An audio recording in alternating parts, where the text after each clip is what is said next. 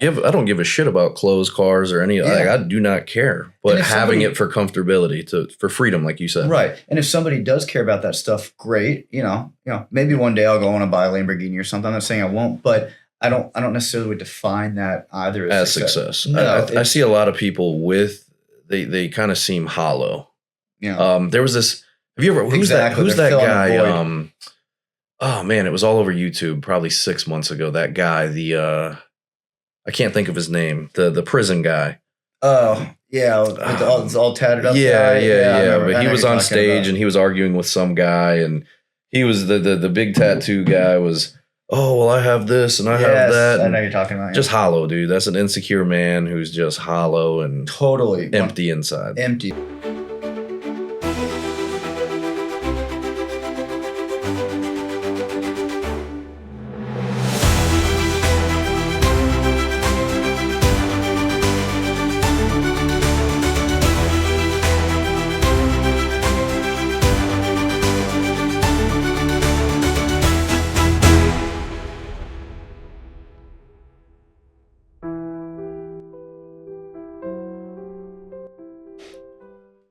You are listening to the CMD Project. Today we're joined by a special guest, Chase Florin with Florin Law. What's going on, buddy? What's up, Daniel? Thanks for having me, buddy. Yeah, appreciate it, man. Fix that mic there, man. Yeah, can you hear me all right? I can hear you fine, brother. All right, just get it comfortable. Yeah, let's go like this. Well, you have the distinct honor of having me doing my very first podcast. Nice. I feel honored, buddy. Dude, so, yeah, because we were just talking before I hit record how we hate doing content. Yes. Yeah. So you're just putting yourself out there. Dude, I'm telling you, I did because I do like solo episodes from time to time. Mm-hmm. And the first one I did, it's just so uncomfortable sitting there in a room by yourself, just talking to the camera.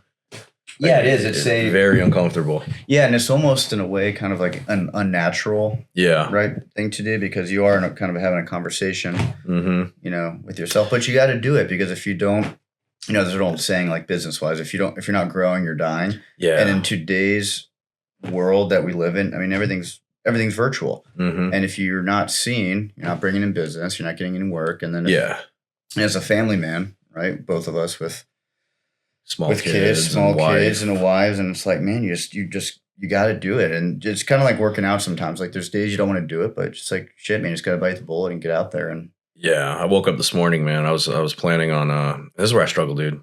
I was trying to get up at 6. I'm trying to get up at 6 every day, like out of bed at 6. That's early. I fucking look at the thing, goes off, snooze. Yep. 7 o'clock rolls around. I'm like, God damn it. But I did get out of bed at 7, and I did go to the gym. 7's acceptable. Acceptable, right? How many hours a night are you sleeping? Dude, I've always been a night owl. Always. I don't know what it is. I just internally, I can't fall asleep before 12, 1 o'clock every night. I used to be that way. And so my wife goes to bed. I mean, she's like, kids are in bed, 7:30, lights out. She's in bed by 9. And I'm probably 11 o'clock. I'll finally go to sleep. But then you run into the issue, right, for work. So it's like you got to get up. You want to spend time with the family and kids. Yeah. But you want to grow a business, right? So what do? Do you take that time away that you would otherwise be spending with your kids, or do you spend the evenings with them? And then what I do is I'll wake up early, I'll go to work, come home in the evenings, 5-ish, spend, 3 hours with the kids, whatever, put them to bed. So you get that family time in. Balance is important. And then it comes around, 9 o'clock, then I'll probably put 2 or 3 hours in. And then it's like, I just got to turn my freaking brain off, because those kids are up at 5:30 and 6, and then you do it all over again. Oh, your kids are up at 5:30? Yeah, sometimes I get up at 5:30. Yeah, the 1-year-old is getting up at 5:30. The other one gets to like 6:30, but I'm like, God. So my daughter, she sleeps. God damn it. Forgot to turn my phone on silent. Yeah, do that too. Getting blown up, of course. It didn't go off at all morning. And now I hit record, and it's like ding, ding, ding, ding. Speaking of shit to do. No, my daughter will sleep, dude. But I don't know. I think maybe she's either I'm just a shitty parent, or she's just genetically a night owl as well. Cause you're definitely not a shitty parent. I can tell. And just she about 9:30 every night she goes to sleep. Yeah, and she'll sleep right up until she goes to school at 8. So I try to start waking her up about 6:30, but it's a 25 minute process. Yeah, it is. And you got to get that You and your wife, you guys do ever do vacation or try to get away? Yeah, we're actually gonna go the week of Thanksgiving. We're just gonna drive up to the mountains, up to have you ever heard? I think it's called Sugar Mountain. Yeah, North I was Carolina. just there. Yeah, were you? Yeah, my family, we got a house over in Banner Elk. So nice. Okay, yeah, we're going right there. So we figured screw doing the whole big family thing for Thanksgiving. It's gonna be me, my wife, and my daughter, and then she's bringing her little cousin. We're just gonna go get away. Well, you're smart driving because the airlines are good. Well, Thanksgiving already is crazy, but now with like the shutdown going on, it's like the airports are just they're going to be a freaking mess. Yeah, I've heard about it. We actually have to fly to Chicago next week. My wife has to, or not next week, but next month. She's doing the nurse practitioner school. Okay, cool. So she has to go up there for a weekend for a seminar. Oh God, good She doesn't want to go by herself, so Mm-hmm. I'm hoping we can get flights. And hopefully so. Because I've heard they've been delayed and just canceled. And yeah, we flew in from St. Pete Airport to Asheville because like the small airports, I think you're okay. But I mean, if you're flying to like O'Hare, I mean, they're having issues. Yeah. New York, like LaGuardia, JFK. LA, I mean, the big ones, maybe Atlanta, those are. Yeah. I haven't really kept up with it. I don't really watch the news, dude. It's just depressing. Negative. And it's time consuming. It's freaking negative. And like, who needs that crap? It's like, and it's almost addicting, right? Like you wake up and like, because our phones they're just made to just attract our attention. We were actually just kind of talking about that. But the news, especially, it's like, I guess you make more money off having people reading negative shit all the time, but like, who wants that in their life? It's like you just almost have to. Just block it out. Block it out. You have to, man. If it's not personally affecting my life, if it's something that personally affects me, I pay attention. Yes. So, like I'll pay attention to who the CFO is and shit like that. Stuff that your normal person wouldn't pay attention to, but that affects me. So that affects you, and that's how I feel like you got to juggle your time, because if you're spending all your time doom scrolling on shit that you can't control, right? That doesn't involve you at all. Yeah. Even if, I mean, you want to care about, other people in our countries, but there's only so many hours in the day and so much you can compartmentalize and actually care about, that if you go down that rabbit hole, it's like, forget about it. Yeah. You're just giving your energy to some bullshit that really doesn't matter at the end of the day. It does not matter. I mean, like you said, as business owners, we're trying to grow a business. We're trying to be good fathers, good husbands. We're trying to, I don't know about you, but I like my hobbies as well. Yep. So I'm trying to fit all that in. Like you said, compartmentalize it. It can be difficult at times. Yeah, you got to do it, man. You just got to do it. And you're doing the jiu-jitsu a lot. Yeah, dude. I wouldn't say a lot, man. I'm a hobbyist. Some weeks I go 1 day. Other weeks I'll go 3 days. Just whenever it fits. So nothing crazy. I'm not training and competing for worlds or anything. Are you doing boxing or anything else with it? Or yeah, we do a little bit of striking. The gym I go to, they do kickboxing. So it's pretty. I mean, they have a really good fight team. I think we have a couple national champions in there. There's a world champion in there, and then no kidding, damn. We have a guy in there, Cayman. He just won the. I think he's a welterweight, but he just won the U.S. championship. Oh shit! For ISKA or something like that. And if you get on that level, I mean, those guys are good. They're good. And they're probably good every day. Dude, I'm a 35-year-old man, and I'll go in there. They do sparring on Saturdays. Yeah, and it's very humbling because I'll go in there on a Saturday and I get the shit kicked out of me by a 16-year-old. Yep. You know what I mean? So I know, and it's funny you mentioned 35 because I just turned 39. And it's like, I feel like we're in the age now where we should have like the dad strength. Yeah. But I'm not feeling it, man. I feel weak as hell, dude. Like a lot of times, like my muscles strong. Just freaking deteriorating. I wish I need to do something, man. Maybe go roll gym, around, man. Go roll around. But dude, the rolling, it's crazy because, and I know everybody says this, it's technique, man. But I went and I'll go hop around and visit other gyms and visit open mats. And I rolled with a guy that was maybe your size, skinny. Yep. He wasn't very strong, but he was so technical and so knowledgeable in what he was doing. Yeah. He turned me into a fucking pretzel. No dude. shit, really. Just kind of swimming through. Yeah, just beat the shit out of me. I'm like, kidding. Jesus Christ, dude.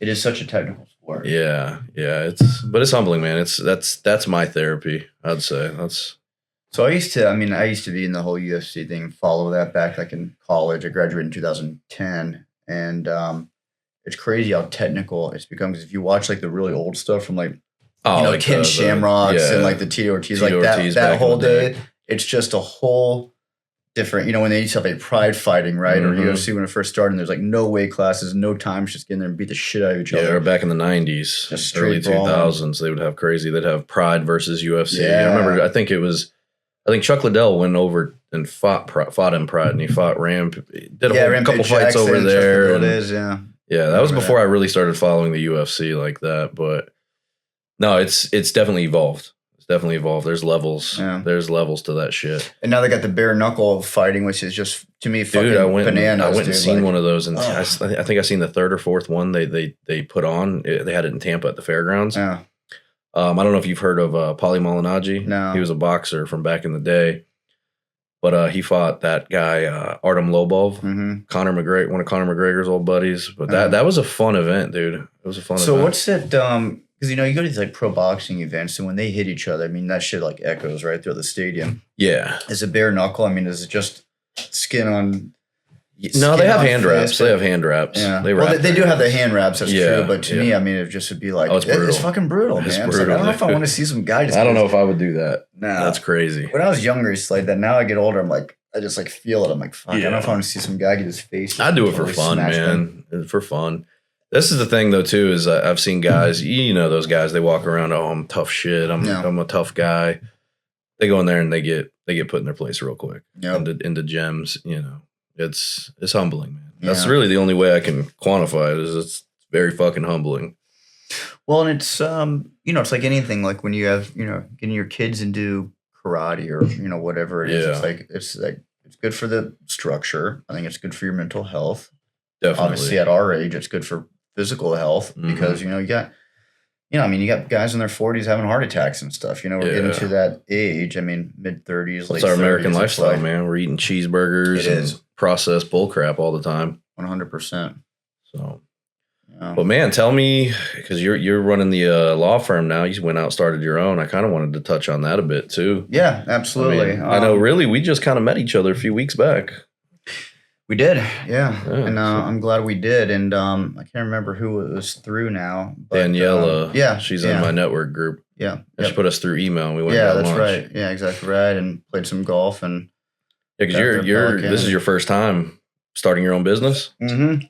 So I actually owned a business, IV hydration therapy business, like years ago. Oh, after a nice bachelor party, which I thought was going to be a great idea. So I had because I've been doing personal injury work for years. I graduated in 2012 from law school, so I've been practicing law since 2012, and a few years into it, I thought it'd be a good idea, and I just met a lot of surgeons, pain management doctors to that business. So I got him involved with another buddy of mine who was a financial planner. We thought it'd be a good idea to do that, but we didn't account for the fact that people who are hungover don't want to get out of bed to go get IVs in the first place, right? It's not really a sustainable kind of model. So we try to do it where it's more of like a health-based type of thing. So a lot of clinics do. I'm not really in that realm, but, they'll do it as like a supplement, IV therapy. Yeah. Right? So they'll do the vitamins and, pain relievers, whatever, put some Squirtle in there, whatnot. So I did that. But in terms of the law firm, it was in July. About to turn 40, got 2 small kids. So I figured if I'm not going to open my own business and do it now, I probably never will. It's challenging with 2 small kids. There's a lot more risk involved, right? But I think when they're younger, it's better to do it then than say you're doing it when they're 10. And, approaching 40, it's like, do you really want to be almost 50 years old? To me, the answer was no. So, if I want to do it, I got to do it now. And, growing up, I'm a Tampa native, grew up in Tarpon Springs, and just knowing a lot of people in the industry and being involved how long as I have, it's not like a lot of other situations where you're like starting over, right? Like if I was just going to move to like, I don't know, freaking Georgia or something and start a business, forget about it because you don't know anybody. You're reintroducing yourself. No network. And life's about networking, right? Yeah. Business, man. Networking is huge. Which is how we, frankly, just met and started hitting it off. And, got to put yourself out there, man. 100%. It's great. It's kind of interesting, though, because I had an attorney buddy of mine. He does real estate attorney, Gordon, on a couple months back. And he kind of same thing. Got out of law school, worked for the carriers for a bit, then came and did his own thing. And he was explaining to me that attorneys, just the way you guys are wired, is kind of naturally risk adverse. You don't, so it's kind of an anomaly. Like as an attorney, I feel like you guys just think logically, So then as an entrepreneur, you have to have a little bit of, I guess, delusion. So it kind of goes against like the natural thinking of an attorney. Well, it's a safety net, right? Yeah. Everyone likes that safety net to like have a salary that comes in, right? Because that's security. And when you got a family to worry about as well too, that security becomes very, very important. But the other equation you got to think about is growth. And if you don't have, and a lot of people are finding that situation, that's great. And I might have been too, but I think if it's something that you want to get out and grow and really have your name and your brand attached to it, you just got to do it on your own, and you got to jump out of that small pond and kind of jump in the ocean and say fuck it and hope that it works out, right? And sometimes it does, and sometimes it doesn't. Yeah, sometimes it doesn't, man. I don't think everybody's meant to be an entrepreneur, but I do tell people all the time, and it's funny you said that, now or never sort of situation there, because it's exactly that, dude. Now or fucking never. What are you waiting for? Yeah. You have small kids, you have the wife, but why not take the risk? So let me ask you this. What's the worst that can happen? Let's say, because you're 3 months in or 4 months in, I think you said? July, yeah. So, yeah. So 5 months, 6, something like that? Yeah. So let's say, what's the worst thing that can happen? Did you run that through your mind when you were considering? I did. Yeah, and the worst thing that could happen is I still got my law license. I still got my connections, so it'll be okay, right? Let me do this. And So yeah, when you think about the worst thing that can happen, the worst thing that can happen is you say I tried and I failed, and you go back to the drawing board, and maybe I go back to, where I came from, or, whatever, or kind of start from scratch again. But I think having the skill, having your skill set, right, that you can apply to other industries as needed, is something that protects you at the same time. And I think if you're smart with your money and you're conservative, and you plan ahead, you give yourself, like for me, I give myself like a year runway, right? So I can go in and go hard. And if it doesn't work out for a year, then fine. I'll still be all right. I can think of other options, but you don't go in totally just uncalculated. It's something you have to plan, and you plan for the worst. But I think if you really do have a strong drive, and your mind says like failure is not an option, you just don't think about it. So when you say, have you thought about the worst that could happen? Yes, I have, but I also almost haven't allowed myself to make that a possibility, to go in there, because if I start doing that, then it turns into the kind of the doom scrolling we were talking about. It's like, I think you just got to put that shit out of your head and be like, just go for it 100% of the time, and just grind, and make sure you fucking do it. Yeah, because I tell people all the time, man, the very fucking worst thing that's ever going to happen is you're going to end up exactly where you are today. Yeah, you're still going to have your law license. You're still going to be able to practice law. You're going to have more skills that you've gained from trying. Exactly. And you're going to be able to get another job, no problem. You can do. There's always going to be something, which is which is great about where we live, right? It's like there's going to be, being in the U.S., and like there's always going to be something that you can do. Yeah. And if you have your health, you have your skill set, right? You have your license that you were able to operate, and you keep that by not trying to cut corners and doing things the right way and treating people the right way, then I think it will work out. And what's the worst thing? Okay, you tried and failed. Yeah, you learned some stuff. You can try again, or you can go back to where you were before. What is interesting though is like, you mentioned like being a lawyer and how we think. Same thing for you. It's like, as a public adjuster and whatever else you got going on, but it's weird putting on a different hat, because for so long all I wore was a lawyer hat. Yeah. That was it.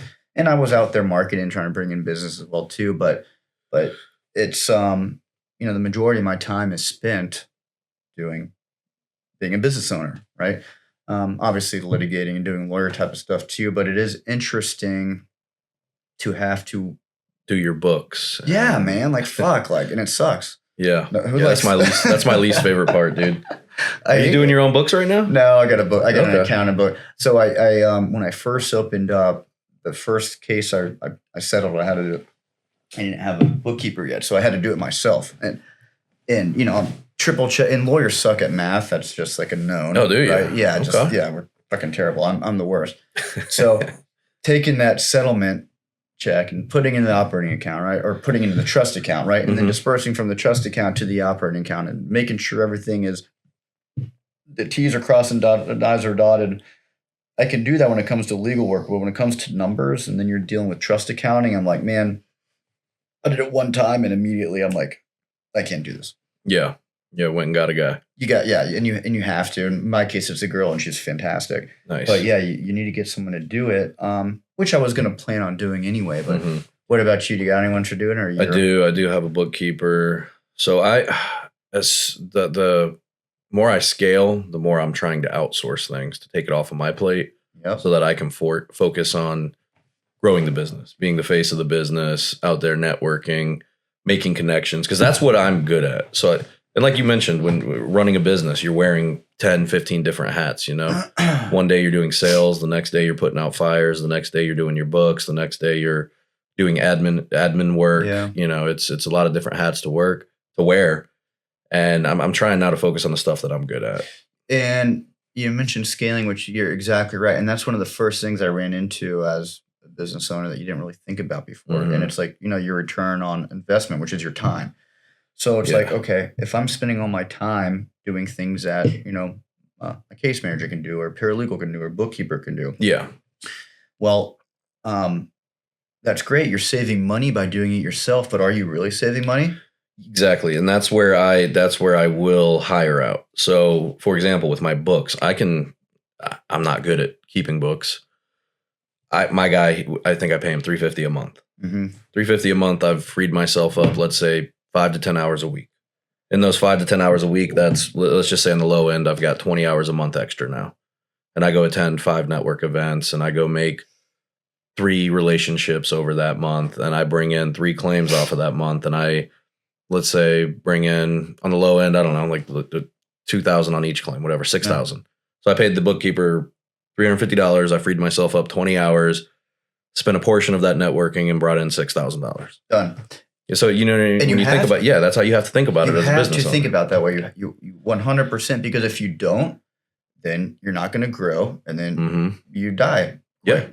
I see so many people, they create them. So the 2 mistakes I see, and like you said earlier, is you just have to fucking do it. I see so many people where they get into that mindset of what's the worst that can happen, and they get stuck there.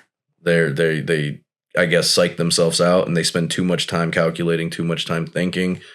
And I think part of being an entrepreneur, man, is sometimes you just have to be fucking crazy and just say, doer, man. Let's go. Let's jump off this cliff and let's see what happens. So I see a lot of people that just don't pull the trigger. A lot of people that want to do their own thing. They want to start their own business, but they never get to actually pulling that trigger. But then also, just as you said, you create a job for yourself, which I'm not even going to lie. When I first started my business, I didn't know where I was going with it. I had no idea on how to grow a business. I had no idea on how to scale a business. But it's over time being able to recognize those situations of, okay, maybe it's time to hire a bookkeeper so I can free myself up a little bit. I hate to use the word secrets to doing it because I don't know, because I've only been doing it for 6 months. So I don't know if I'm still in the very infancy of it, that I'm just hoping it works. I feel very confident that it will. But I think one of the things is, the biggest part is just taking that first plunge and saying, I'm going to do it. So, if you want to do it, just fucking do it. But that's one of the hardest part. I think the second is knowing and being able to manage stress well, right? And being able to work through the days and situations where it's like, man, cases aren't settling, or cases aren't coming in, or, whatever the problems can be. And I think if you can manage that and still keep your head on your shoulders and push through it, then a lot of times you probably end up okay. And again, this is coming from someone who probably doesn't know what the hell he's talking about, because I'm just started doing it myself. But in my mind, you got 5 months in. Yeah, that's what I'm thinking, right? That's what you got to do to keep it going. Yeah, for sure, man. I would say, me personally, dude, I like the stress. I kind of do too. That's when I don't know, because I've gone through these ups and downs in business where we'll be really slow and I start getting a little worried, and then boom, something happens. So, like, something always fucking happens that just Makes you know it work why? out. Probably because you're out there all the time. Yeah. Because if you just sat in, and freaking in your pajamas on the couch, nothing would happen. I think a lot of people hope something will happen, but you can't. You got to get a little bit lucky, but you also got to make your own luck at the same time. Yeah, and that's I talked about this too. Is that I don't believe in luck in that sense of people just get lucky, but it's being prepared and capitalizing on those opportunities when they arise, recognizing when an opportunity presents itself, and getting out there creating those opportunities. Because I'll pick up my fucking phone, and this is how I started my business, dude. I would and I've told this story a few times, but I'll tell you again. I wasn't, I was trying to grow the PA business. I told my wife, like, hey, I'm starting this business. I don't know what the fuck I'm doing. I have no idea, but I think it can work out. Because I watched a couple. Have you heard of Vince Perry? Yeah, I've heard the name. So I watched a couple of his videos on YouTube, and he's like saying how much PAs can make. I went and got my license. I kind of just stumbled into this, dude. So, but I had a new baby at the time. I'm like, same way you said, like, I'm not even going to look at failure as an option. It's not a fucking option. Right. We're going to make this work. And I would go leave the house in the morning, and I would go sit in like a Walmart parking lot, or I used to actually sit on the Walmart parking lot up on Park and 66 there, that little neighborhood market. Yeah. And I would get on Google, and I would Google like roofers, plumbers, whatever, and I would just cold call. That's it, man. That's grinding it out. Yep, just grinding it out. When can we get lunch? When can I take you guys golfing? When can we do this? And started getting leads off those people from building relationships. 100%. So I think an important thing you need is you've got to be personable. You've got to be able to talk to people because it's relationship building, especially in our industry, especially 100%. With you guys, because I know you guys are looking for PAs, you're looking for mitigation companies Absolutely. As well, 100%. roofers, same thing. Yeah. So, and I won't even say personal, yes, but also genuine. Yeah, because people smell through bullshit. They do. Quick, they do. Right. They do. And nobody likes being bullshitted. And so yes, if you're personable, which that's something in some extent I think you're born with. Mm-hmm. Clearly, you have a natural ability just to sit down and talk with people, and it's effortless for you. A lot of people, it's not. So, dude, we can talk about fucking Roman Empire. We can talk about fucking whatever. shit. Exactly. Talk about a fucking brick wall. And that's hard to teach. I think people can become more comfortable doing that. But to be able just to do that is you can learn it to some extent. But again, then the next step to that is, are you a good person? Yeah. Or not, right? Are you out there to do the right thing? Because I think the relationship business of being in a business can't be like, how can you help me? It's how can I help you? Mm-hmm. And I think if you have that mindset, what can I do to help you grow? What can I do to get you cases? And if you have that mindset, then it kind of comes full circle. Mm-hmm. And now you're helping each other out. And now not only are you doing good business with each other, but you become friends. And who wants to, people don't want to do business for people they don't like or they're not friends with. Exactly. And they kind of tie in with each other. Well, and I've seen a lot of shitty businessmen, a lot of shady businessmen that are doing the wrong thing. And the thing is, I don't know if those people are short-sighted or what exactly. But especially in our business, dude, if we're out there doing the wrong thing and we're fucking people over, we are not going to last very long, because a lot of my business comes from word of mouth. A lot of my business comes from referrals from past clients. So, if I'm out there dicking people over, doing the wrong thing, 100% probably wouldn't last more than a year. And maybe back in the day you could get away with that, but not now, because all it takes is one Google review, right? And, we're it's a kind of a small group of, in the public adjusting first party insurance world is a tight knit group, man. People talk. And if you're doing something you shouldn't be doing, people are going to find out quick, and they're just not going to work with you anymore, as they shouldn't. Exactly. I like to think, and I can't prove it, I don't have any definitive proof, but I like to think that when the carriers see CMD come across their desk, they know like we're reasonable. I could tell when we first sat down and at lunch at BJ's together, like right away, I was like, you know what you're talking about. You're a good dude. You're doing the right things. Yeah. And I think you can, and I don't know too much about the reputation of CMD, but I can tell just by speaking with you, I'd imagine it's probably pretty good because. Yeah. I tell my guys, dude, we like at the end of the day, we're trying to do the right thing. Yep. If you're not sure on something, what do you feel is the right thing to do? Because that's what we need to fucking do. We're there. First of all, we legally have a fiduciary to the clients. Yep. So we can't, I'm not going to drag a claim out, because I do see some PA firms doing this and don't get me wrong, I love my attorneys. I love you guys. But I see their whole business model is sign a claim, throw it straight to an attorney. Yeah. I don't agree with that. Yeah. I don't feel like I've earned my 10, 20% by doing that. Yeah, because otherwise, what are you getting your contingency fee for? Yeah. It becomes like a referral fee. Yeah, what I went, took some pictures and wrote up an estimate and threw it to an attorney. Yeah. Like, I don't deserve 20% for that.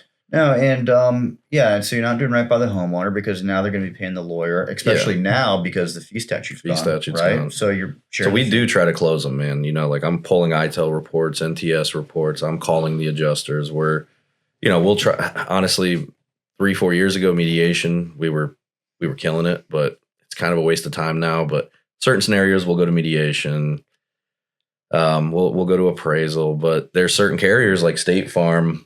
If a homeowner calls me with a State Farm claim, I'm going to vet it. And I'd say probably 70% of the time, I'm just going to refer them straight to an attorney. You know, I'm going to say, hey, yeah, like, sure, I can sign. And that's the thing. I want to be honest with the homeowners. Like, yeah, I can sign you up and take 10, 20% of your claim and then just throw you to an attorney. But honestly, dude, just go to a fucking attorney. So in the PA, and what are you seeing after this? You know, it's been 2023 since the new law came out. Mm-hmm. What I've been seeing is there's a lot of the policies are changing. A lot of the homeowners aren't quite sure about it. A lot of endorsements, limiting 1% matching endorsements. We've been seeing, dude, I've seen as low as a 5,000 cap on water. Yeah.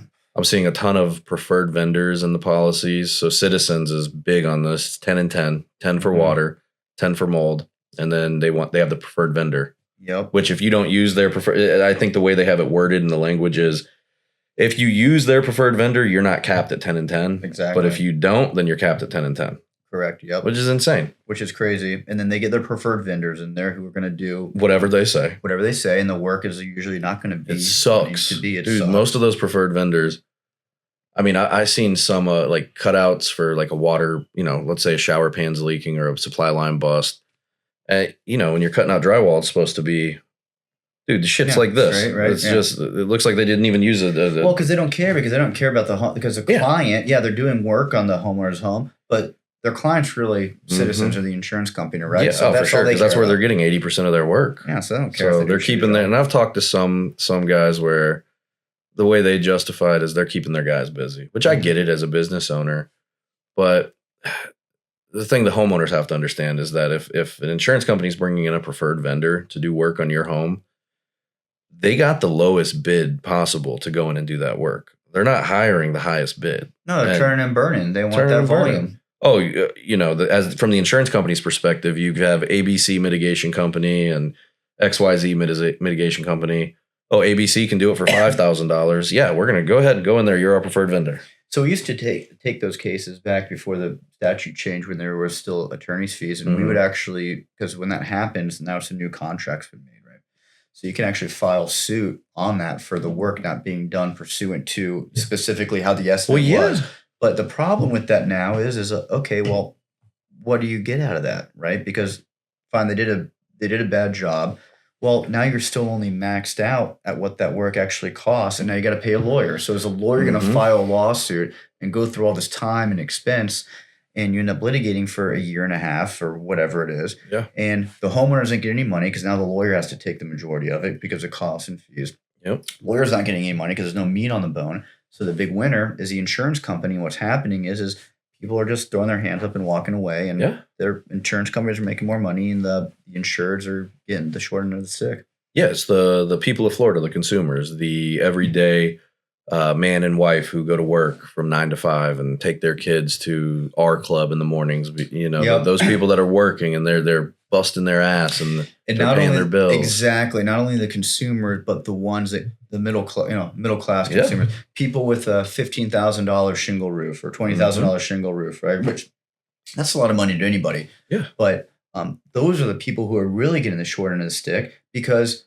as the public adjuster and as an attorney at that point, a lawyer is not going to file suit on that because there's no money to be made, right? They're going to be operating at a loss. So the people fall into that weird category, right? No one wants to touch it. No one wants to touch it. And the insurance company is getting away for all these cases. Yeah. So somebody with a giant mansion on Reddington Beach or whatever, right? Sure, lawyers will take that because now you're talking money that the lawyer can actually $1 million claim. Yeah, and the lawyer can pay his staff and pay the litigation costs and those type of things. So those people are all right. So of course the consumers who get hurt worst are going to be people with the. It's kind of the same thing with us, man. Is if it's a $15,000 hurricane claim, I'm only going to make $1,500 on that at 10%. Yeah. I have to pay my admin. I have to pay my bookkeeper. I have to pay my guys a percentage if they went out in there and scoped it or whatever they did. And then you got to think about it from this aspect too, is that we're working that it's, when you sign a claim, it's not settled in a week. We're working it for 3 to 6 months. Man, that's time. You're putting so $1,500 for 6 months of work. It's no. Think about the letters going back, right? And then the back and forth with adjusters, and then you're fighting over the. So at the end of the day, as the PA firm, we're not even making minimum wage on these. Not even making minimum wage. And the carriers, they're getting exactly what they want. And I think it's weeding out a lot of PAs, but it's also fucking over those homeowners that are in that weird kind of area. Yeah, they're in that gray zone. It's it'll be interesting to see what happens in the next. Get in the legislature, do really anything. It feels like it's almost impossible. But so I feel like once something goes through, trying to reverse it is. I'm not up in Tallahassee. Yeah, I don't know, it seems like a tall order. Honestly, I don't know your take on it, but I think we just have some corrupt politicians in there that are stuffing their pockets with insurance company money. 100%. They are not doing any favors to the homeowner. No. So and this is the thing, I try to see things from all perspectives, and I fully understand where the carriers were coming from, because you did have some shitty roofing companies out there. For sure. You did have some shitty mitigation companies out lawyers. there. You had shady lawyers and they out there were too. taking advantage of it. They were, let's sign my AOB, and then we'll just sue the insurance company. And you had a bunch of frivolous litigation claims out there. But at the same time, because of a few bad apples, you're going to screw over 21 million Well, what happened Florida is residents? Exactly. The insurance lobby took that, and they took the few bad apples, and those now, that roofer, that lawyer, they're the poster child, right? And they blow it up like there's some big giant scheme that the consumers and lawyers and the PAs are defrauding everyone. No. It's just not fucking true. Dude, 90%, and don't get me wrong, I've met some scummy insureds. I have. Yeah. I've met scummy everybody. But 90% of the insureds I go out to help are genuine, hardworking people that need the help, and they need the insurance company to do the right thing to take care of them when they're in their time of need. Yep. And carriers just are not doing that, and they're getting away with it, right? No, and the whole farce that they were going bankrupt, or that big article came out. They were taking out money and they were putting it into an affiliate, account, and then they were claiming these giant net losses, which they weren't. They were making still billions. It was just the whole the whole thing was a giant farce. Corruption, 100% through and through. Yep. So but we just got to navigate, as best we can, I guess. What do you kind of see happening? What I would like to see a compromise.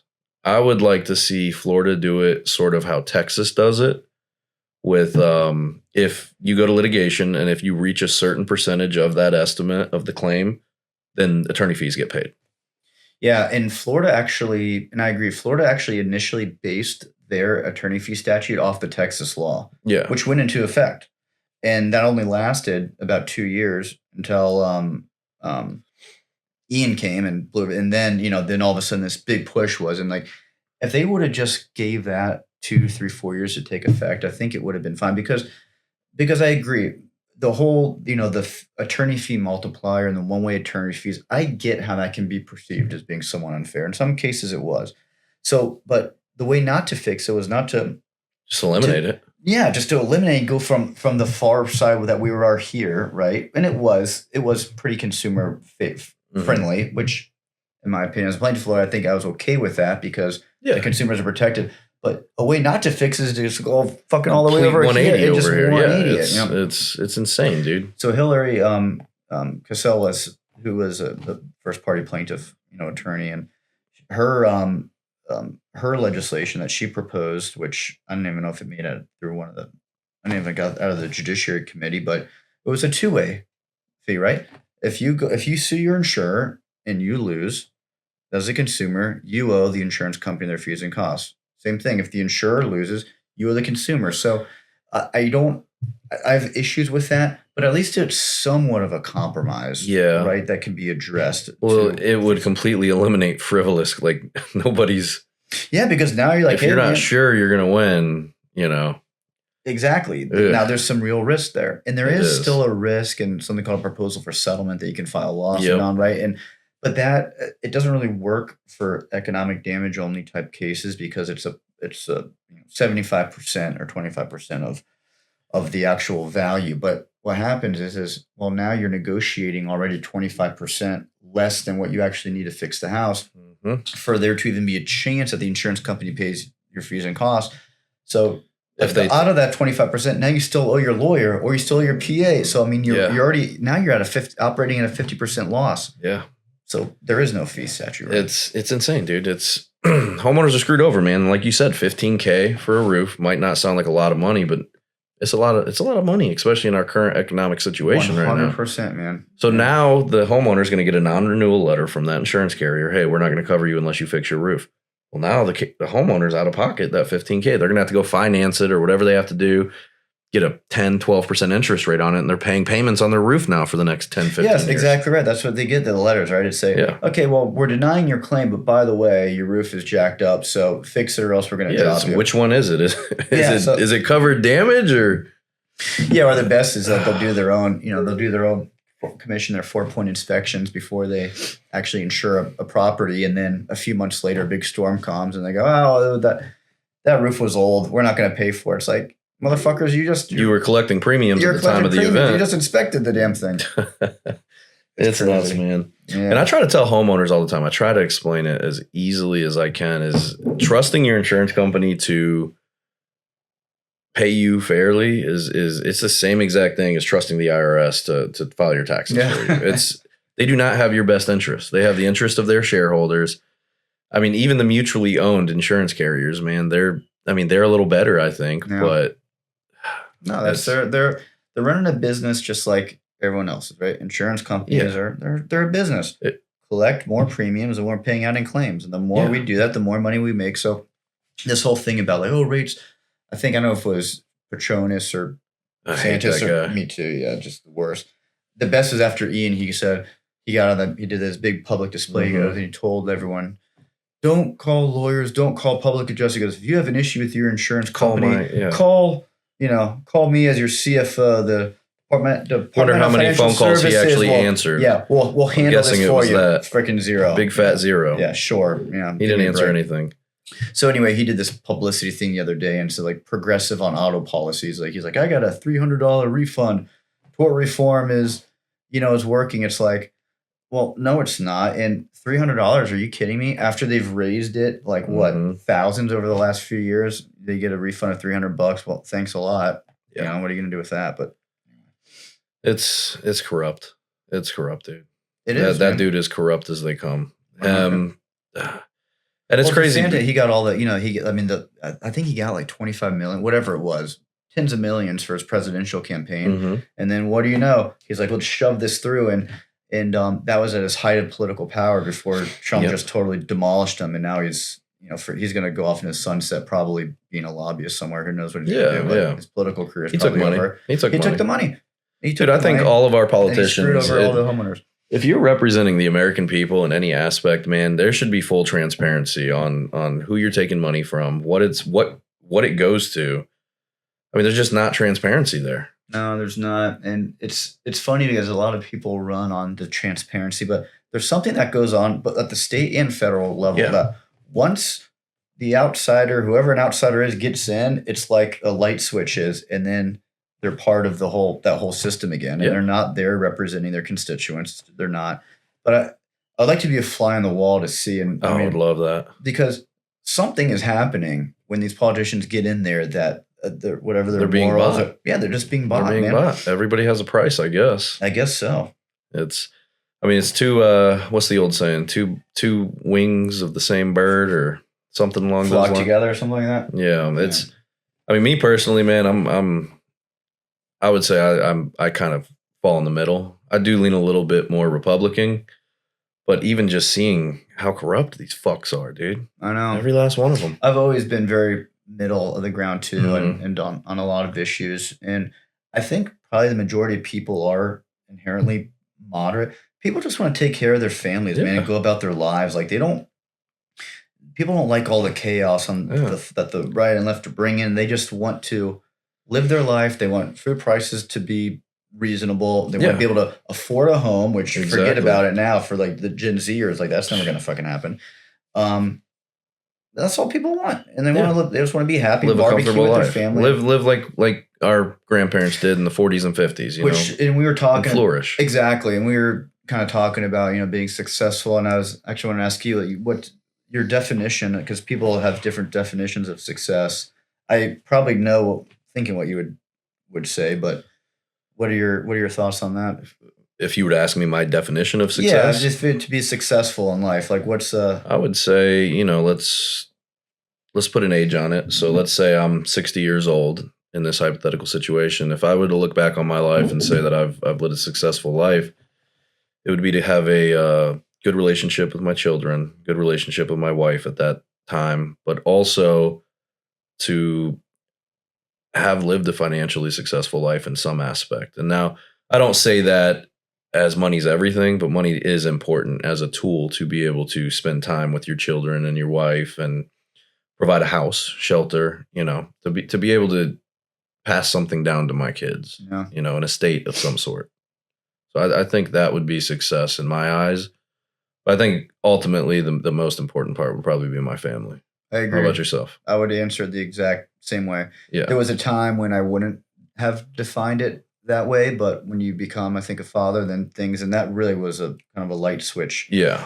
For me, I mean, I was at some point obsessed with being, so I'm board certified in civil trial law as the youngest in the state of Florida at one point, and that's all at that point in my career, like that's all I fucking wanted to do. Right? Yeah. Or I just wanted to make money. I wanted to be.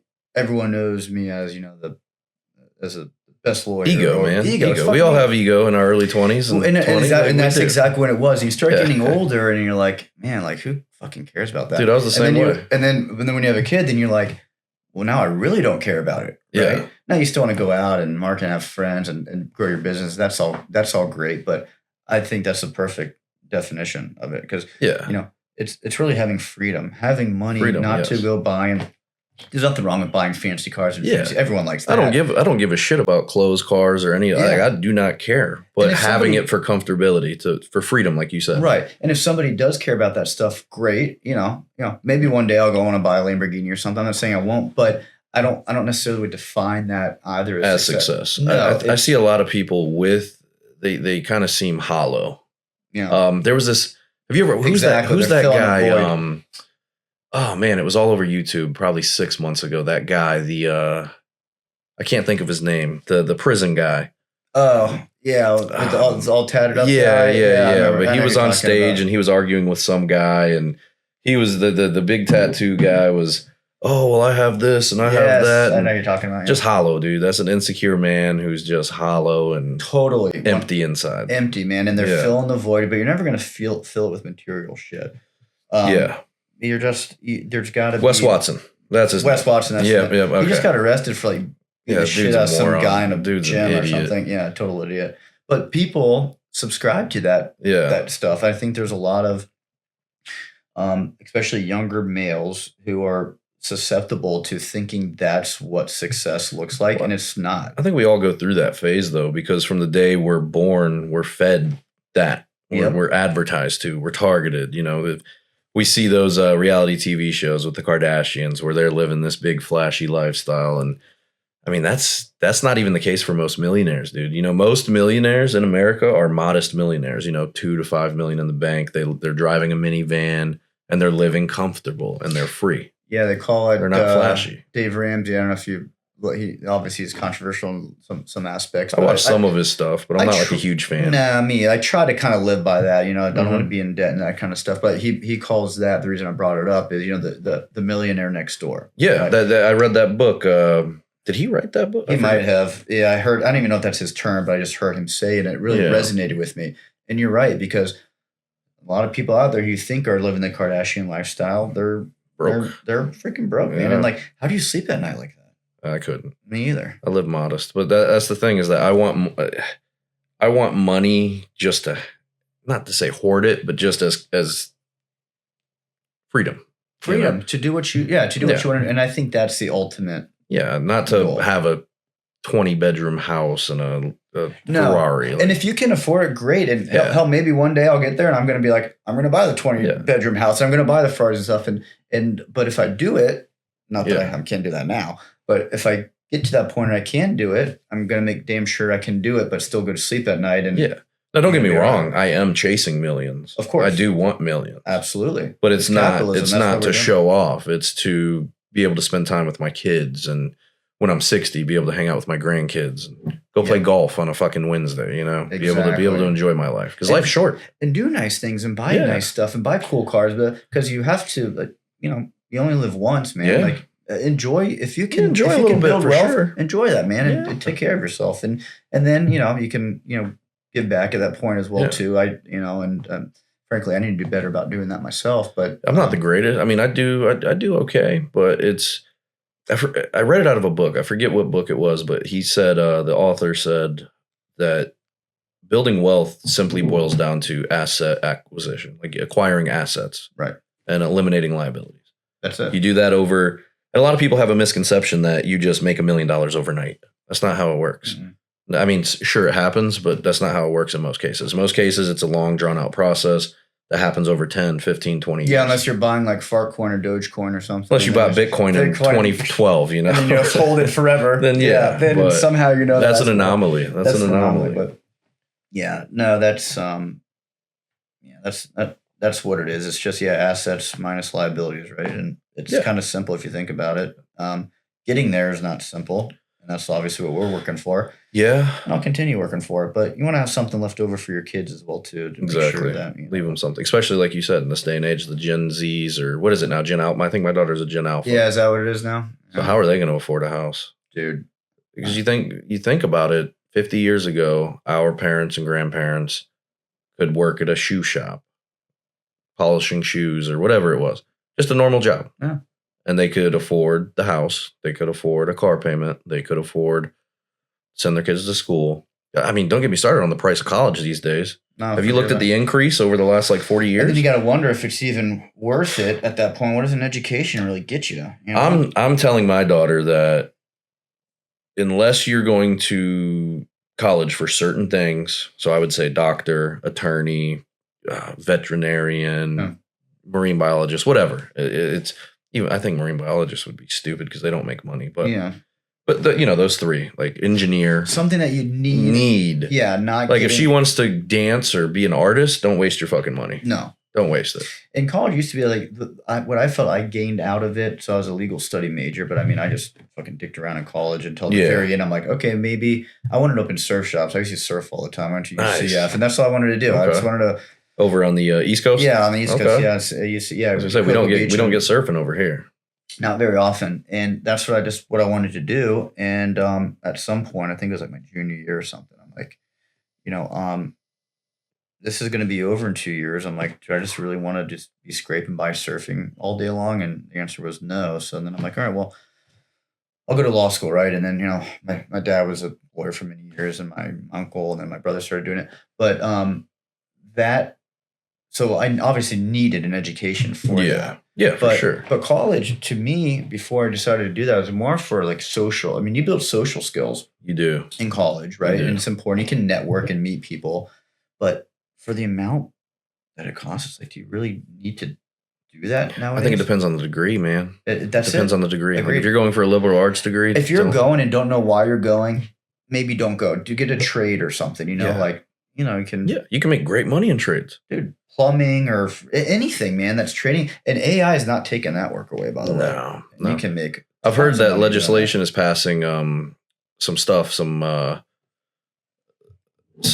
things on AI where it's not allowed to give legal advice anymore. It's not allowed to give medical advice, which I think is cool. I think that's smart, because you don't want to see the attorneys wiped out. You don't want to see the doctors wiped out, which is, I agree, but I don't know who was telling me. Someone said that. I might have even just read it somewhere that they were at the doctor's office and, they're talking about the symptoms and the doctor legit whips out ChatGPT.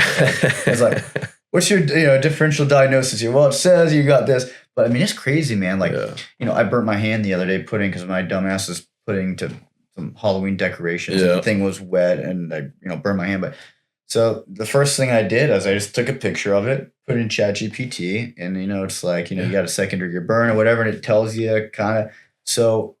But people are using it for. I do, dude. I used it for electrical work a couple weeks ago. Yeah. I changed a light fixture in the bathroom. We remodeled the downstairs bathroom, and I lost power to half the house once I put the new one in. And I'd use ChatGPT. I basically mapped out using ChatGPT and it worked? All the circuits in my house. Yeah, all the wiring, and I found a loose wire and had to reconnect it. Right. But I used ChatGPT to figure out like how wires run from the source spot from the panel. It's wild, man. Dude. And it's so accurate, and it tells you really, for me setting up, even like the Outlook and like my Microsoft Office, like I'm very bad when it comes to that type of stuff. And it just walked me through the exact process, and that's computer issues. Yeah, I put it on the voice because you can talk to it, and I just all right, Chet. What do I call it? Chet. Me and my wife call it Chet. His name's Chet. So mine has my ChatGPT is a British woman. Don't know why, but it's a woman with a British accent. But then when I talked to her, I was like, kind of cool. It sounds sophisticated. I'll use a British accent ChatGPT, but you could probably finagle it. So what's funny is I changed my Alexa to a British accent. I just think they're so cool. Yeah, so we got the same. We got the same helper. Exactly. But yeah, obviously that's a whole. People are making billions of dollars doing that, and that's a whole different thing. But I don't think anybody really knows what's even like the Sam Altmans and the Google CEOs and the Sergey Brin's, like they themselves, I don't think really know where this is going. I don't think so. That's why they're building their bunkers in Hawaii and stuff, and because they might, who knows, they might be preparing for the apocalypse. Who knows? I mean, I try to be optimistic on that shit. Me too. I don't think who wins out of that? At the end of the day, the elitists, they want to win. They want to live comfortable. Like, who wins out of that? I don't think it's anything about what who wants to win. I think people inherently are probably good. Yeah, I think we're born good. That's why kids choose that. Really, I choose. I subscribe to that anyway, but I think I'm right about that. But I don't think it's so much that they want. And when I say they, that's kind of like a loaded term. I guess we can use they as the Sam Altmans and people. I don't think anybody wants it to be used for bad. I just don't know if they know what they're actually creating, because, and my mind is so simple when it comes to this stuff. But just talking to it and how it analyzes things, it's really just. And how quickly, man, the generative AI is going. It's fascinating. I'm like, can that really be controlled? Like, I don't know, man. It's like Matrix type of shit in 50 years. Yeah, I mean, it's scary, but at the end of the day, it doesn't have a body. So, like you said, I mean, sure, robots, but I don't think we're there with the actual robots. No, I've seen videos, but I don't think we're there. Nah, man. I think we're years away from that. I agree. And you see like Elon, like the Optimus thing, it's like that thing can hardly fucking walk. Yeah, being able to have a crew of robots come to your roof. No. Like I just don't know if that'll happen in my lifetime. No, it would be cool if it did. Yeah. But I don't think it will. And then what's the thing with like the Tesla truck, right? Remember when Musk did like his big show and then he threw like the baseball at it and like it shattered through the window. It's like it just goes to show you, it's like they, these companies will portray like this, the future is now. Yeah. But once you look deeper, sales. the future is not now. And you can tell because looking at that Optimus thing or whatever. Yeah. They want sales, and that's how they do it. They make things seem better than they actually are. Yeah. Shine it a little bit, put a cool video together with some cool background music, and we'll get sales. Yeah. And then people are hooping and hollering over it.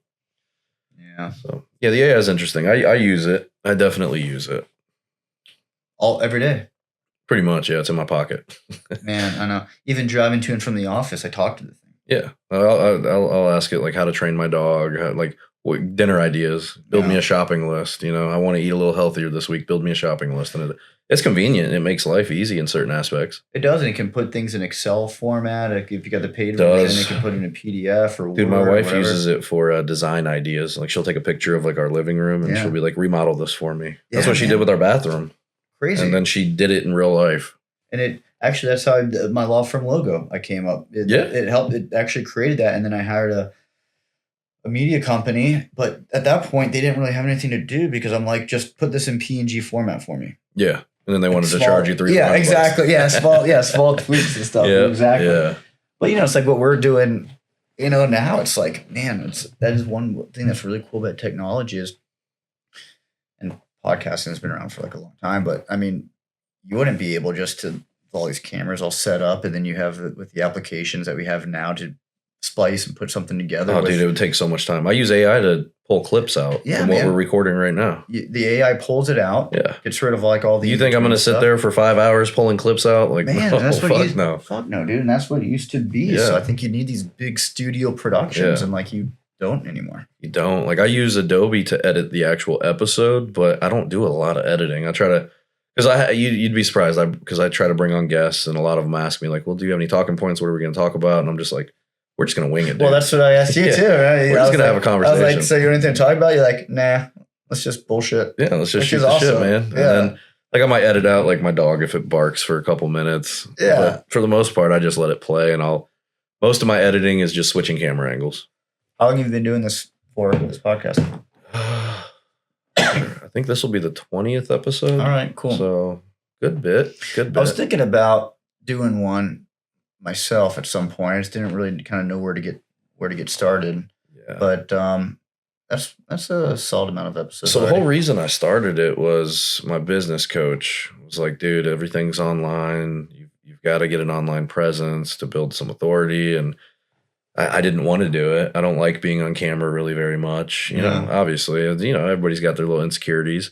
Right. But the more I do it, the more comfortable I get. And like I said, the first solo episode I recorded, it was so fucking awkward, dude. I was sitting in this room right here, like I did like 10 takes. I'm just like, God damn it, that sucked. I know. So, and I was doing that too because I'll do my own videos now because I was using a company for it, but I'm like, I just do it myself. Just put the camera up there. Yeah. Press play. I'll talk into it. I'll do the captions and then you're good. But when I first started doing it was the same thing, right? It's like retake. Oh, I'm sitting funny here. But at some point you're like, who cares? Doing you got it good. Is it good enough? Shoot it out. Get some content out there. And then because then it's more authentic. See, that's the one thing. If I'm making the content, I want it to be authentic. And I have done it where I'll use the captions app. And do you use captions? Yes. So they have a spot in there where you can paste a script. Yep. So I would basically use ChatGPT to build a script, and then I would paste it. But I didn't really like those because it didn't feel authentic. It felt like I was reading a script. Right. And so I do that. And when I first started, it was just like, I'm going to read it verbatim. And then I still will use it to like, talking points and those type of things. But you're right, because then you're just staring into it, reading it. And I think it's okay for like quick 15, 30 second type of things. Like, I did one the other day, which I'll probably post in the next few days, like a slip and fall. 3 things you need to do if you fall. And it's good for people to know and to get your name out there. But I agree with you. But the more you do it, the more comfortable you get. You do. So I'm starting to get a little more comfortable with these solo ones. Like I only record maybe 15, 20-minute solo episodes, but I'll print out not a script, but just talking points so I don't forget like what I wanted to talk about. So that's interesting. So how do you do? Are you just because I have seen them, by the way, and they're honestly they're great. But what do you how do you do that? So I just I'll come up with an idea, and again I use ChatGPT. Like, hey, I want to make an episode talking about 5 things men need to do to be better fathers. Yeah. And then I come up with 5 things. Like I'll talk back and forth to ChatGPT. Like, well, what do you think about these ideas? And then I come on 5, and then I break those 5 down into like 3 little subsections of, let's say, to be a better father, make time for your kids. Yeah. And then I'll have just a talking point, make time for your kids, and then I just talk about it. And you're just gonna talk about it. Yeah, but I just keep those talking points so I don't forget. Now, do you pretend there's like you're talking to somebody like an audience, or do you just kind of sit there and I just talk? You just talk. You're like just open air thought. Yeah, it was super weird at first, but it's getting better. Do other people do that? I'm not a big podcast guy. I don't know. Some people do. They do. Yeah, some people do. So a lot of people I see have co-hosts though. So I like one of my favorites is Jocko. I don't know if you know Jocko. But he's awesome. He's like a jiu-jitsu guy. He was a Navy SEAL. He's a badass. But I like his stuff, man. And he has a co-host, and what they do is their format is they answer questions. Like people email them questions and they answer the questions. Yeah. So I don't have enough viewers to do that. I have I think I have like 16 subscribers. Yeah. But hey, more than I have. I have a 0. Well, when I started, man, I promised myself that I was going to give it a year. I was going to do 52 episodes and see where we're at. I'm still trying to figure out kind of like the direction. I don't really I talk business, I talk claims, but I didn't want to make it just public adjusting because nobody knows what the fuck a public adjuster is. No one knows exactly. Like everybody knows what an attorney is. Yeah. Nobody knows what a public adjuster is. So I kind of wanted to gear it more towards business and just conversations. But also people don't want to just, and that I think lawyers struggle with that as well. And I struggle with my own content because lawyering, like suing insurance companies is fucking boring. Like nobody wants to follow like a lawyer and hear about just I have seen that one TikTok guy. Yeah. He's pretty big. I don't know. Do you know who? He wears like very colorful suits and he's very animated in his content. Oh, there's a guy. Yeah, it's called a guy called Law by Mike who does maybe I think that might be him. Yeah, and he's got like millions of followers. Yeah, he does like it good. Quick cuts and like, stuff. Yeah. Right. So there's that, but I think from a podcast standpoint, but I didn't want to copy someone either. Right. You know, I just when I started making, man, I just decided I'm just gonna fucking be myself and see what happens. So I think that's again, coming from someone who doesn't do it, to me inherently that seems like the right way to do it because people want to watch like authentic conversations. Yeah, because I mean, I could have easily like copied someone's format and said like, "Hey, I'm going to do exactly what they do because it's working." But again, people see through bullshit. They do. Yeah, and look, you have 16 now, but you had one before. Or before. I started with 0. It's only been 20 weeks. Yeah, man. I mean, we'll figure out. I just got to figure out what people want to hear about. So. Yeah, I think people just want to hear people bullshit and talk at some point too. Like when you listen to talk radio, you like turn on like Howard Stern or something, right? A lot of it's just. I hate that guy. Yeah, I never was really. He's such a cunt. I was never really a talk radio guy at all. But what I did pick up on is it's a lot of people just fucking bullshit. So I listen to the local one, the Mike Calta. I'll listen to that in the mornings. Yeah. I used to listen to him years ago. I don't even know if he was still on the air. I don't even know people still listen to FM radio anymore. Sometimes I do. I listen to Bluetooth mainly, but yeah. Sometimes I'll turn the truck on and it just starts playing and I'm like, let's hear what they have to say for 20 minutes. Yeah. Or maybe, I mean, different type of guests. I guess, you know, it's like what Rogan does, right? You'll get like an astrophysicist on or you'll get like so I did want to bring guests. So I like to bring on like entrepreneurs, people that are starting businesses because that's kind of, I guess, who I'm trying to gear it towards is other entrepreneurs. Maybe, you know, if I can make a video and someone, I guess, gets inspired and they say, fuck it, I'm going to go start my own thing. They do it. That'd be awesome. That'd be awesome. That'd be really awesome. And it's a win. Yeah, exactly. Right, so just talk business, you know, what's working, what's not working. What are your pain points? You know, what's your goals with your business? How did you start your business? Well, that's something that interests me. Like my wife will go to the bookstore all the time. She like loves Stephen King books. That's all she reads. She's probably read every single one of them. I do like Stephen King. Right when I walk in, just to the business section. That's all I read. Yeah, I'll go get the books. I try to finish them. A lot of times I do, but you know, so my house is stacked up with just and you'll take away a few good things out of there. Maybe I'll write something down so yeah, I mean that's what interests me, and it's probably a good following. I like the business and like the like I'll read books on sales and then I'll read self-help books like just mindset stuff. Yeah. So like I'd say my favorite, man, and I know this guy's a little extreme for some people, but I love that David Goggins guy. Yeah, he's got a big following. Yeah, I like his stuff. But you don't need to necessarily to get value out of David Goggins. You don't need to like live that lifestyle either. No, there's no way I'm running like 300 super marathons and shit. Right? But I like his take on things of just do it, you know? Just do it. And you can take small things away and apply it to your life. That's typically what I do out of a book. Like I'll read a whole fucking book and I might take 3-4 things out of that book. Yeah. That just, I like.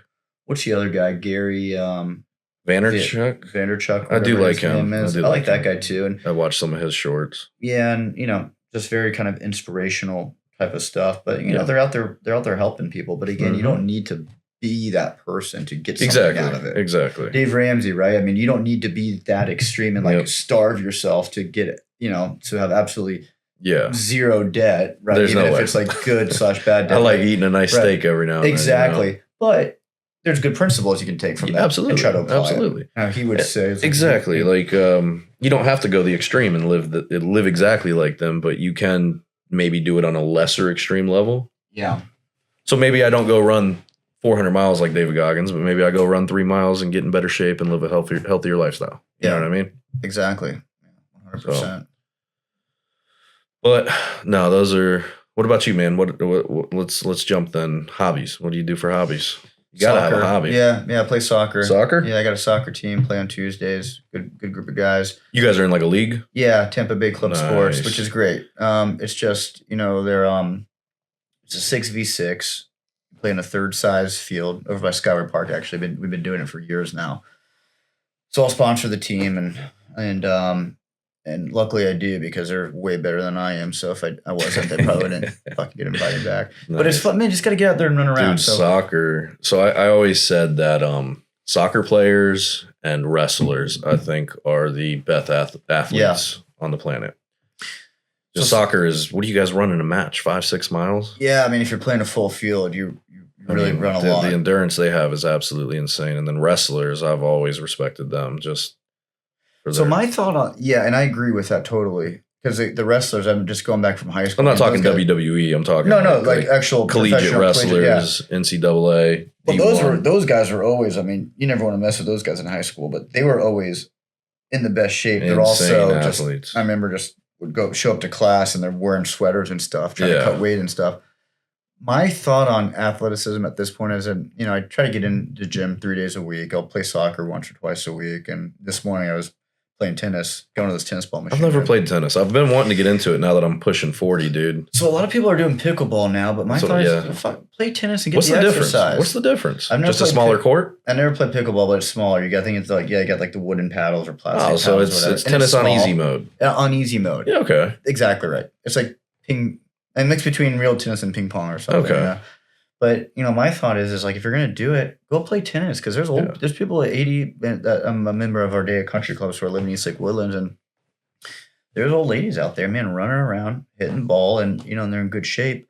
But my thought on going back to kind of wrestling thing is like, I don't want to, when I play soccer too, it's like I don't want to slide into my 70s and 80s and have no cartilage in my knees, right? Or just be all beat up. It's like, I want my body to be working. I want to have muscle mass. I want to be able to take care of myself. And soccer is a way to do it. Tennis is a way to do it. Lifting heavy, but not too heavy, I think is a way to do it. Again, coming from a skinny guy here, but so probably not the best person to be talking about, weightlifting practices. But at least that's what in my mind I try to do because, you stay sociable, you stay active because – and I mean, it's good networking too. It's good networking, but I mean, I'm sure we both have a lot of friends who are our age, and man, they're just out of weight, they're overshape. They can't even get through a round of playing 18 holes of golf without like being out of breath. It's like, now if you get to that point, that's you got to make some changes. You got to make some changes. There's a lot of people. I don't know if it's an American thing or what, but there's a lot of people out there. I see a lot of people that are 50, 60, and they look fucking 80.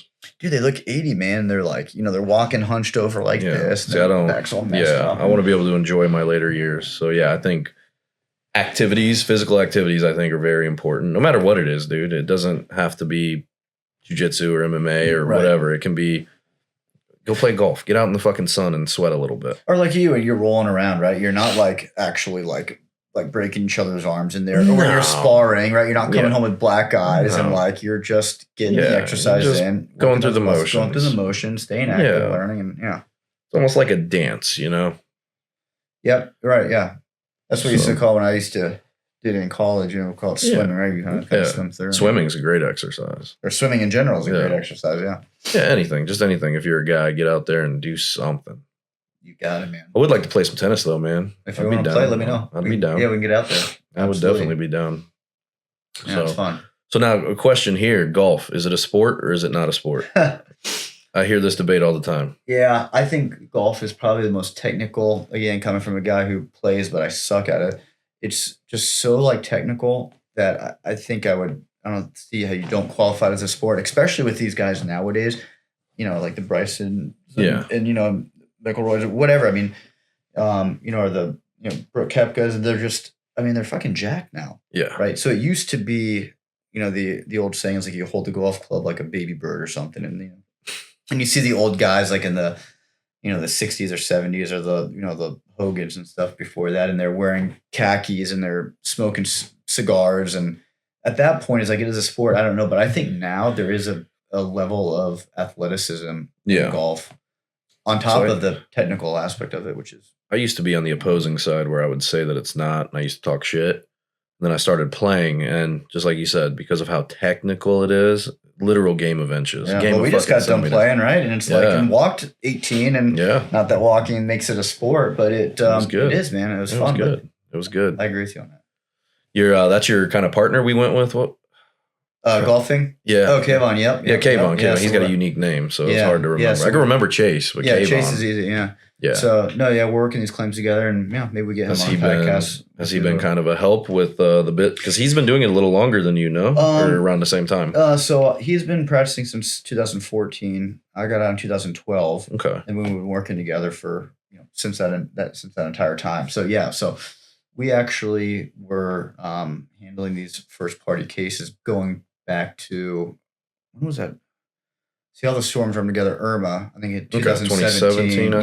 Correct, is when we started. And now we're back together, working again together. And he has his own law firm, I have my own law firm, but we co-counsel cases together and work together. Nice, help each other out. And and he's been doing it now for, 10 years over now? Yeah, 11 years. Time goes by quick. How long has he been on his own? Same time, same as me. 5 months or so. Okay. Yeah, 6 months. Nice. You guys kind of jumped in this together. We kind of jumped in, yeah. That's awesome. So you guys can kind of lean on each other a little bit which is nice to have, because when you do that when I did leave and I started my own law firm, it was it's kind of like I don't know if lonely is a feeling, but if you go from like a big firm and you have that camaraderie, right, and then you're just kind of out on your own, not only is it scary, but there is kind of I guess a lonely.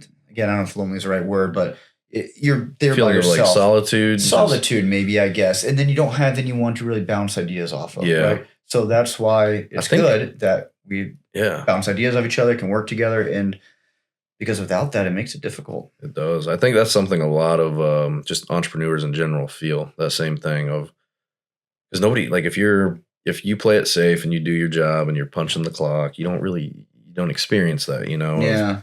I wish I could find the word for it I'm looking for, and I can't, but it's almost like you're sitting on an island by yourself, right? And no one's there to kind of save you. Desolate? Maybe you're just, you only have yourself to rely upon.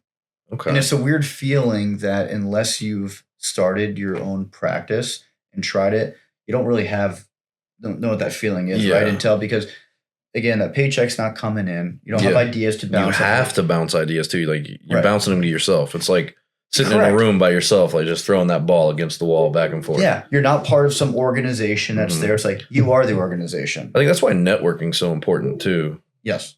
Because when I first started, I teamed up. Well, not really teamed up with another PA, but I found another PA with more experience than me. And I basically brought him on as a consultant on a contingency for 20%.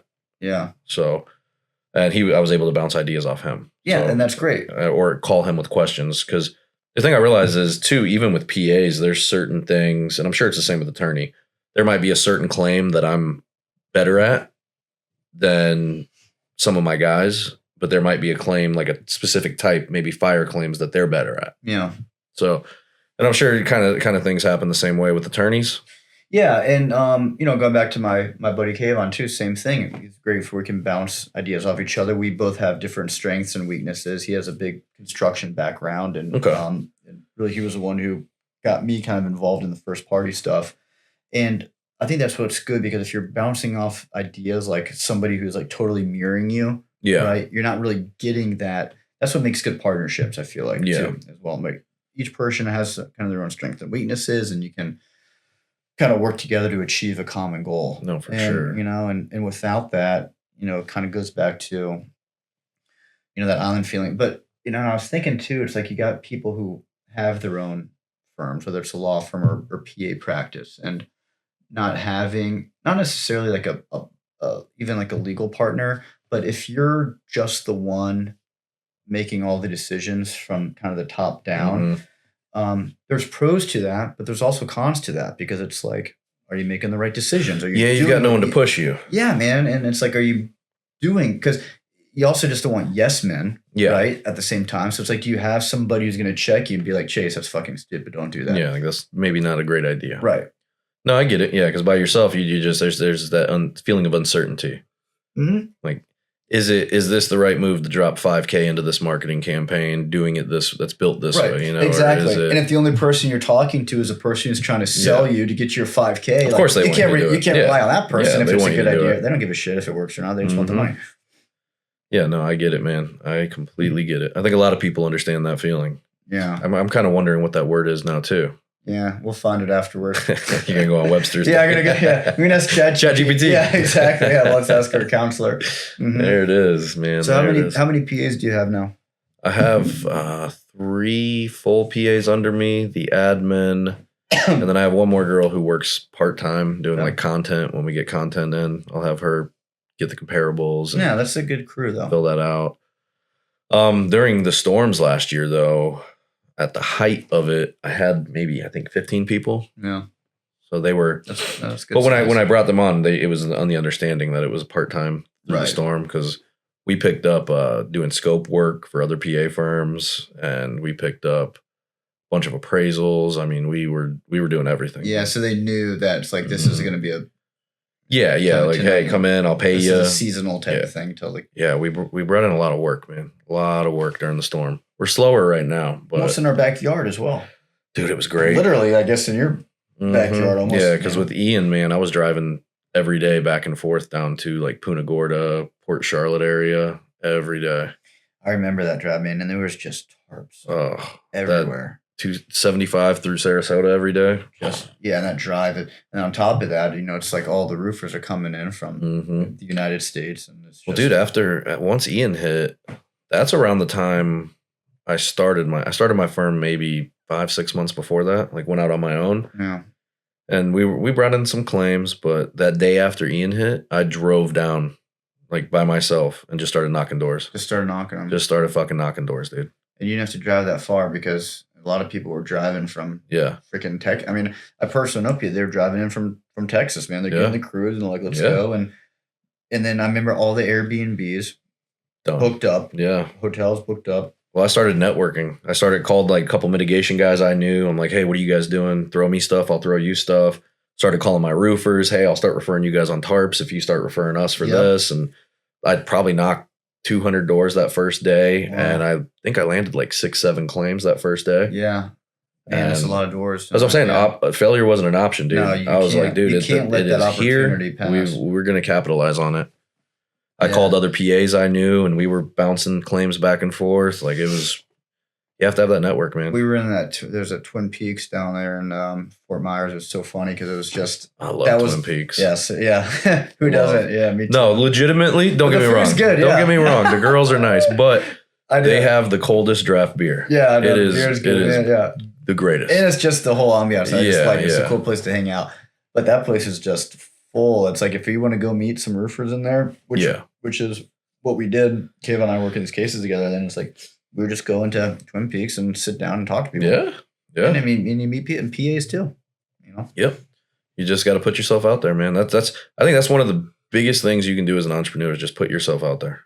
Just who gives a shit? Just put yourself out there. That's what we're gonna do now. We're gonna post this and put it out. Post it out. Whatever. Someone might look at me and be like, "I hate that guy. I don't give a shit." Who cares?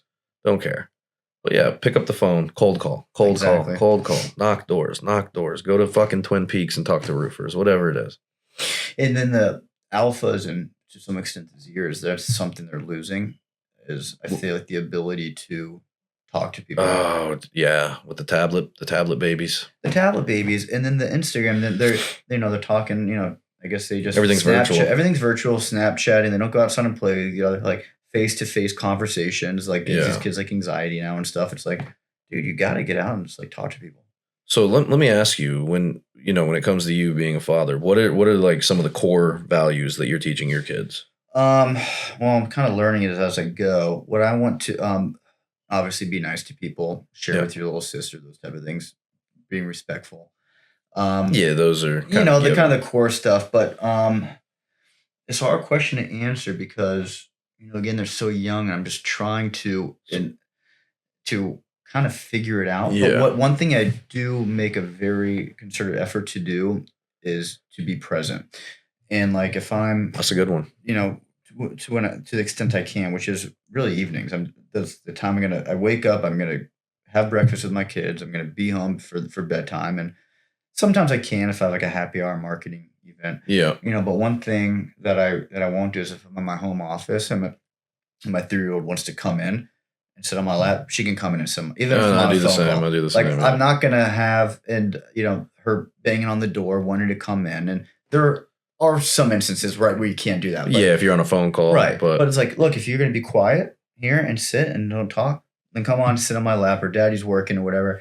And so I don't know if that's me teaching her anything, but I think just learning by example does, right? Because that's probably what those kids need more than anything is just knowing that their parents are there and present. Love them, and you gotta love them, man. And if you just, I think if you give them love and you discipline them to the extent you can, don't let them be little brats and run over you, showing respect to elders, those type of things. We'll put them in timeout if they don't listen, those type of things. And but I think that's it, man. I think if you're present and just show a good example, that hopefully the kids turn out all right.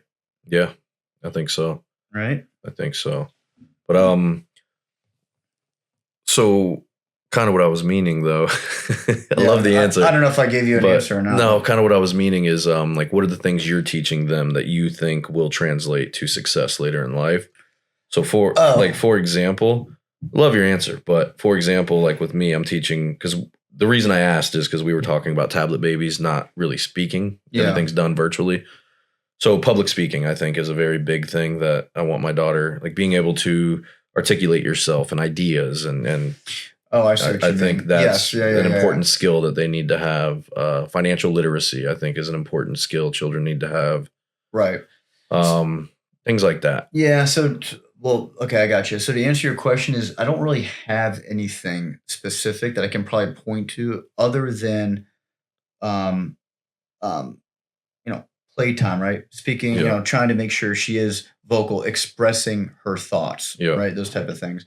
But she's still so young at 1 and 3. I don't know if I've gotten to that point, and maybe I should be thinking at this time, like, what am I trying to instill in you? So the answer is like, I don't know. Yeah, no, I get it. I get it at 3. I don't know if I had it at 3. I'm still figuring it out. But I should probably start thinking about that because my 3-year-old's to the age now. She is talking, obviously. Luckily, her vocabulary is picking up. And we'll talk about things. How was your day? 3 was and fun, this type man. of thing. 3 is fun. Yeah. But you're right. And the answer is I don't know, and I haven't really thought about it. What do you think? Is there something do you? So when I'm thinking about it, because I haven't figured them all out. Like I said, those are like kind of the 2 things I have figured out now is like you have to be financially responsible and you have to know how money works. Yeah. I know that the school system's not going to teach you that. So that's up to mommy and daddy to teach you, which is what we're teaching. We'll do little things like, here's a little allowance, or if we go here's your money if you want to take it to the store. If you spend all your money, that's it. Well, now you have to do stuff to earn more money. So I've been planning on doing that. She's not to the age yet, but that's interesting because I think that is very, very important. Yep. And when they walk into the store, they know that you're not going to, every time you go to Target, you're not leaving with something. Yeah. Oh, yeah. Sometimes I say no just because. Just to say no. They have to understand no. Right. Yeah. Yeah. Putting the tablets down. That's one big thing we do. Yep. She'll get 10 minutes of watching, Cocomelon, whatever, which I hate. We were talking about that too. I hate that because I think it's way overly stimulating. Yeah, but that one. I remember those days. Yeah, you get a few minutes of that, and then we close it, and she'll throw a tantrum. I say, no, go play with your dinosaurs now. Make believe. I try to get her to use her imagination, a lot of things. Because when you're staring at a tablet, the kids aren't using their imagination at all. They're watching other kids play. They're watching other kids play. It's insane. No, we try to stay active with her. Don't get me wrong, she does go on her tablet, and she'll FaceTime her cousin and stuff, but we definitely put a limit on it. I wouldn't say a set limit of like 10 minutes, but like there's like if I look over and I see like, hey, you've been on that thing a little bit too long. Yeah. I'm just going to take it. Just take it. Yep. And then she might throw a little tantrum, but they need to know who the boss is in the house too. Go ahead, throw that tantrum. Exactly. But I also want to teach her how money works and how you can make money work for you. Maybe this is kind of a bad influence, but I've been trying to talk her into selling candy bars at school. Nice. Start an underground candy ring. Yeah, I love that. Hell yeah. So she's like, no, Daddy, that's not allowed. And then when Halloween comes, you're going to hike the prices up. Yeah, right. You got to hike them up. Sell the full candy bars, baby. We'll go to Sam's Club and get the big box of candy bars for like $40. Sell them each for $3. Lemonade stand and that kind of stuff. Yeah, I want to teach her that. And she's to the age now where being 5, she can start to learn that and understand it, I think. Yeah. Yeah, because she's definitely growing up in a household with entrepreneurs. Yeah.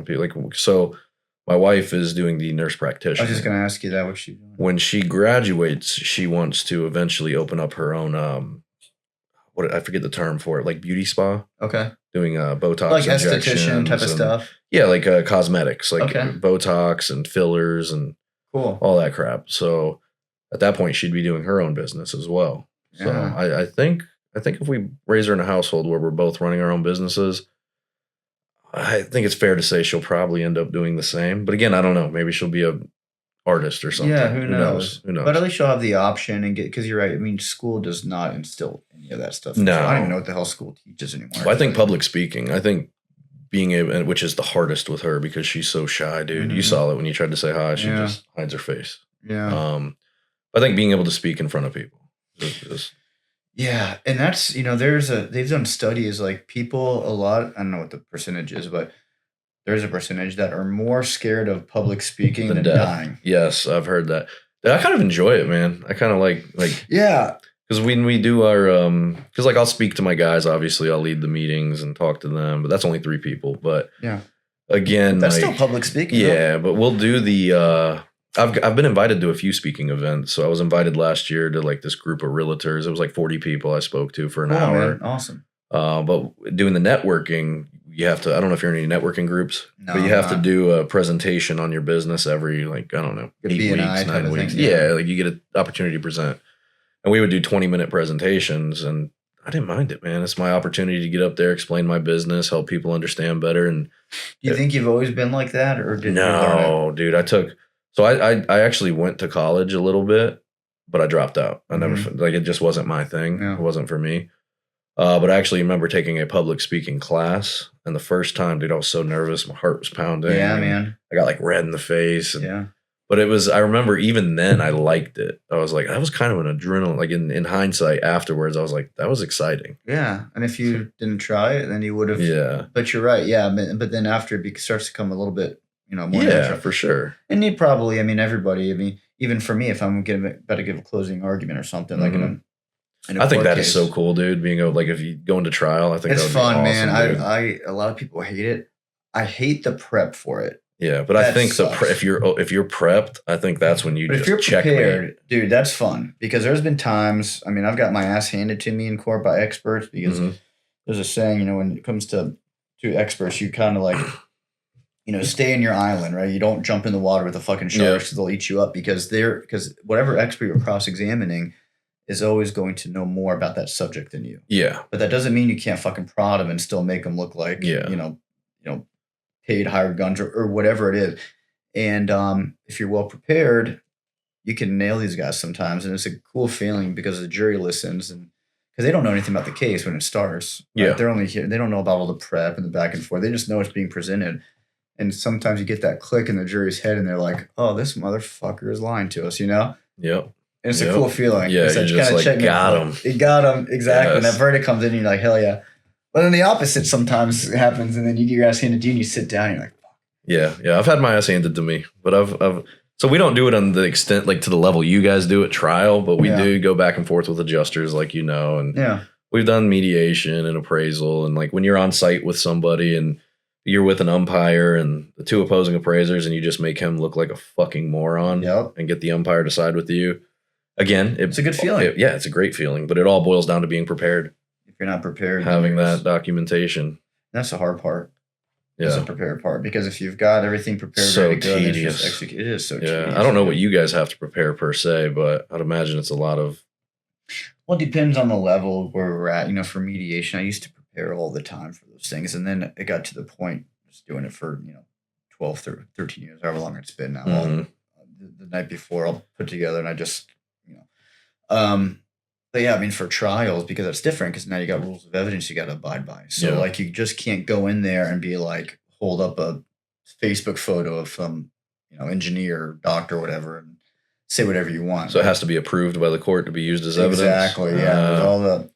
So like your opposing counsel, like if I'm understanding correctly, is you guys bring what you want to use as evidence and it has to be approved, I guess? Yeah, so you'll each file, like you have your witness list and exhibit list, and then you'll talk about it. And you can both agree on what can come in and what can't. And then you'll be arguing at some point, what is relevant, what can come in, what will the jury be? And they have an opportunity to argue why that evidence isn't relevant, and then the judge will decide. And then the judge will decide. And that in of itself is its own That's a lot of prep work. It's a lot of prep because now you got case law, right? And the judge doesn't know because you have. So then you're saying, well, judge on the Second District Court of Appeals said, 10 years ago, this. And you have to do it in a respectful manner. In a respectful manner, exactly. And then so so there's a lot of behind the like walking a tightrope because you don't want to make the judge look like an idiot, but at the same time you have to speak up a little bit.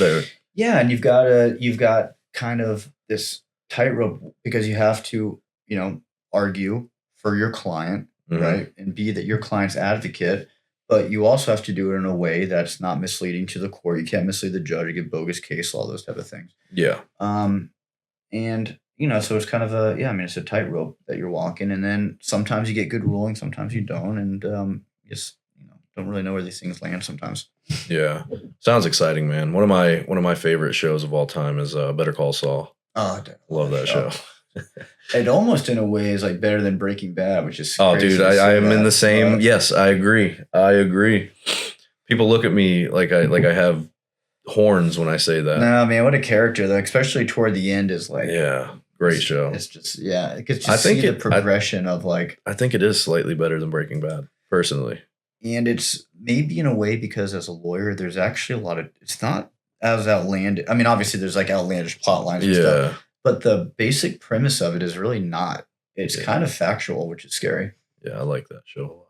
One of my all-time goats. But he was also like probably the best character in Breaking Bad as well too. Oh yeah, he was. So if you're gonna do a spin-off, dude, they nailed it. They nailed it. The dude, Vince Gilligan. Yes. He has a new show out now. Oh no, what is it? It's starring. I don't even know the name of it. It's like the name of it is a Latin word that means something, but it's starring Kim Wexler. Okay, all right, the lady who was Saul's girlfriend. Yeah. And it just came out on Apple TV like a week ago. How is it? Is it any good? I haven't watched it yet. Yeah, it's on my radar. I mean, if there's Vince Gilligan's doing it, it's got to be good. It has to be. I don't even know what it's about. Yeah. But I heard the name Vince Gilligan and I saw her and I said, I'm watching it. Done. And that's already been, that Breaking Bad was like in the teen 2000. I think it dropped or something or earlier or 10. That's crazy. Yeah. Yeah. First episode of that, I was hooked. Me too. Hooked. Now, Better Call Saul, it's a bit more of a slow burner, but the character development very well. Is phenomenal. Dude, I'm a sucker for character development. I tell my wife all the time. She knows, like, if I'm watching a show or something, if it doesn't have good character development, I'm out after like a season. Because then it just, me too. Yeah, like I'm done. But then it sucks when the show ends because you get like so invested into it and it's over and you're like, shit. I know. Was that his name? Nacho. Yeah. I liked him. Ignacio from Saul. Yeah, he was one of my favorites too. Yeah. But god dang, man, it's we're almost an hour and 40 here. No shit. Oh yeah, time flies. When you're having fun. What's crazy is that everybody I've had on, they're like, damn, that went by quick. Yeah, because you kind of have this misconception of like, how do you go talk and what do you talk about? Yeah, nothing. Just kind of flies by. Yeah, it flies by and you just have a conversation. Which is a good platform to have, I think. I think so. I mean, I'm enjoying it so far. Yeah, me too. But let me ask you one last question, brother. How do people reach Chase and get a hold of Florin Law? Yeah, so a few ways. You can follow me at Chase Florin Esquire on Instagram.